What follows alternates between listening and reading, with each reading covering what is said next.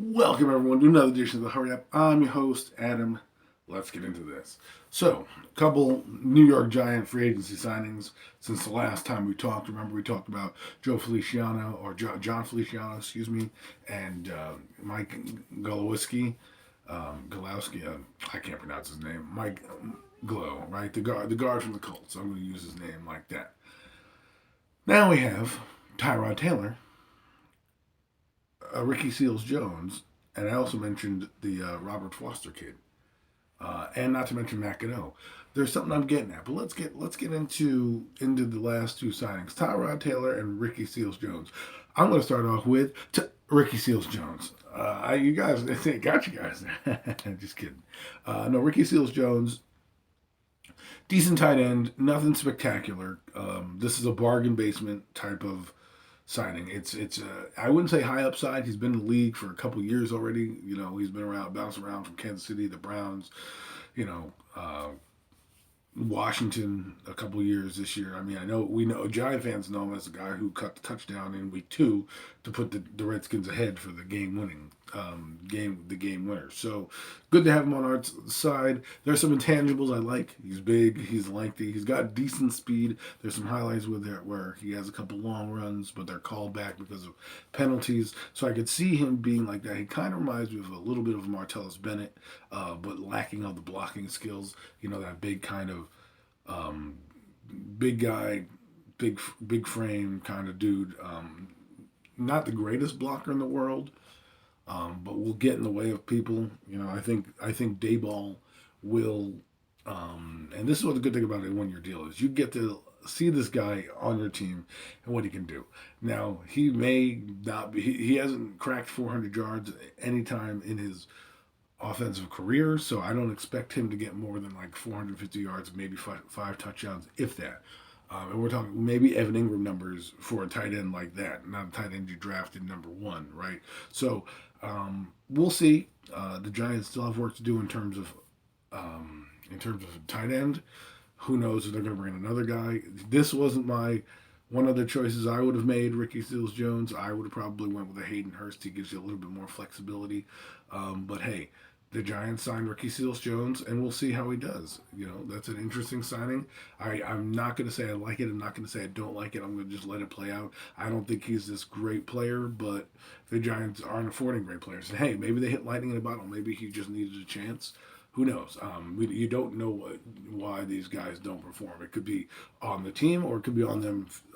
Then once we get the contract numbers, we'll know exactly what they see in this guy. It's probably going to be a 1 year deal, worth like $5 million or something like that, with incentives to go up. And remember, it's a 1 year deal. If he does well, maybe he'll get signed the next year. If he doesn't, you let him walk, and then you got your draft class who might be coming in. And it tells me that they might be going with more of a blocking tight end. I mean, I thought they would go with more of a blocking tight end. Ricky Seals Jones is a okay blocker, but you know that's his job, is blocking. But he does have some pass skills. They're probably going to use him. We'll see what his role is on the Giants. If he's predominantly a blocker, then decent signing for the Giants. If he's going to become their focal point tight end, then there needs to be more going on. The next guy we want to talk about is Tyrod Taylor. Tyrod Taylor. I've always liked Tyrod Taylor. Decent QB, great backup QB, okay starter. Things that left need to be done for him. Some things he leaves out there. It's okay. He leaves them out there. It's fine, right? You're going to get a adequate backup. See, I keep telling people the Giants were in the backup quarterback market. Oh no, blah blah blah. You got to bring in a guy. This guy doesn't. Paul Dottino said it like this. You don't want to bring in a guy that's going to push Daniel Jones. You want a guy that's going to nudge him. No, I want a guy that's going to push the guy. Tyrod Taylor is not necessarily a push, but he also is not a nudge. He's more than a nudge, right? He's kind of like he's a semi shove, just like a little like backup, backup. He's going to be right there in the quarterback room. He got $5 million, $5.5 million a year, which is an $11 million contract. You got to ask yourself this question: why give so much money to a guy who you don't think is going to play much? Why would Tyrod Taylor come here? I mean, yes, I'd come here for $11 million to be a backup, but when you can get less money and allocate that money elsewhere, it tells me that they're not 100% sold on Daniel Jones making it through the season or being here next year. And so for me, I get it. I only get no. Am I saying Tyrod Taylor is going to beat out Daniel Jones? If Tyrod Taylor beats out Daniel Jones got bigger problems. Okay. But if Daniel Jones goes down, I know that we'll have a competent backup with our coaching staff and our line, a guy who can take, if he watches some of his breakdowns, Talking Giants does a great job. Bobby Skinner shows you a good game and a bad game.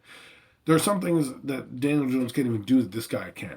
Escapability, maneuvering around in the pocket to keep the plays alive. Those type of things are big. Daniel Jones, I keep saying, is a '90s quarterback stuck in the 2020s, meaning he's a drop back passer. His first instinct is not to run. It's kind of like what you've been taught. Your feet are set and you move a little bit left and right. Tyrod Taylor, there's some times where you watch him on the film and he'll drop back. You'll see the guy coming. He'll make the move to make a throw or make a run or throw to run, right? He doesn't run to get the first down all the time. It depends. So those are the type of traits I like. What I don't like is sometimes he forces the football. Sometimes there's limitations. He takes sacks. But these are quarterbacks done that. But he's been a starter in the league. He brought the team to the playoffs. Yes, he wilted in the playoffs, but that was a combination of both the Jaguars defense playing out of their mind and the Buffalo Bills not being ready to be in that moment, right? And Tyrod Taylor didn't help them out at all either. But this is a guy that's a good bridge quarterback, and that's what I think he'll be, is a bridge quarterback. The last thing I wanted to say is this interesting free agency for the Giants. They haven't signed any defensive players. I know a lot of people want double linemen in the first round, but look at the navigated path of free agency. Gano, Foster, Feliciano, the Colts guard, Ricky Seals-Jones. That's 5 players that I named right there. Not to mention C.J. Board, right? David Sills. I'm just saying. Tyrod Taylor. That's 8 players I named. What side of the football did they play on? That's right. So when you think about that, when you're going into the draft this year, you're probably going to get a couple linemen, but let's say there's 9 picks. I would say 2 are going to be linemen and 7 are going to be whatever else defensive holes are needed, and a tight end. Maybe 6 picks, so 3 of them are going to be offense and probably the rest defense, right? Because you need a tight end, you're going to want to take that stud tackle if he's there, and then you're going to probably take a guard or a swing center guard type of player in the middle rounds, and then the rest will be defense. They need a defensive tackle. They're going to need an edge rusher, and they're going to need a middle linebacker. So with those 3 things still looming and not one in sight, we'll see. Plus, they haven't freed up money with James Bradbury. So it should be fun going forward. Hope you enjoyed this edition of the Hurry Up and the quick updates on those free agency moves. Look out for a Hurry Up Live possibly this week.